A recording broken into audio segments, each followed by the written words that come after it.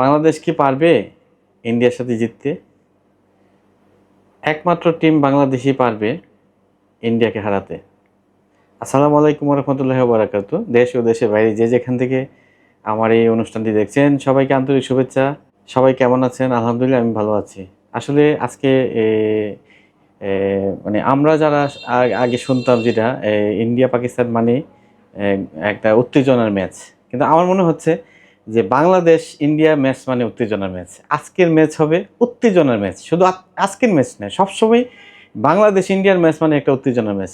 আর জিতার যে বিষয়টা আছে এটা আমার মনে হচ্ছে যে বাংলাদেশ 100% জিতবে। আমরা আশাবাদী, পুরা বাংলাদেশ আশাবাদী। এখন আজকে টিম নিয়ে একটু কথা বলি। আজকের টিমে একটু পরিবর্তন আছে। এখানে আমার মনে হচ্ছে যে এ ২-১ টা পরিবর্তন আছে। ওইটা পরিবর্তন হবে টিমের মধ্যে যা আমরা দেখতে পাচ্ছি এখানে।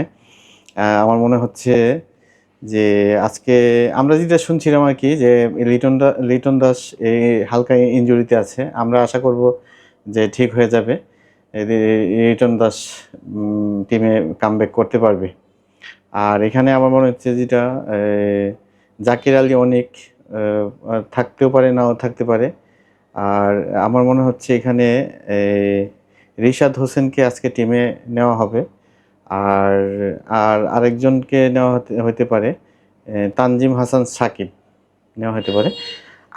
আমার মতামত থেকে আমি একটু বলি, আপনার এই টিমে আরেকটা প্লেয়ার আছে সাইফুদ্দিন। আমার মনে হচ্ছে ২টা ম্যাচ আছে বাকি।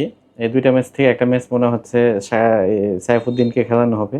আর আজকের টিমটা যদি পরি পুরাপুর মানে ব্যাটিং বলেন, ফিল্ডিং বলেন বা মানে বোলিং বলেন, পুরোটা মিলাইয়া যদি ভালো করতে পারে তাইলে ইন্ডিয়াকে হারানো সম্ভব। আর ইন্ডিয়া এমন একটা টিম, মানে ওই হিসাব করলে ইন্ডিয়া অনেক বড় টিম, কিন্তু আমরা কোনো দিক দিয়ে ছাড় দিব না।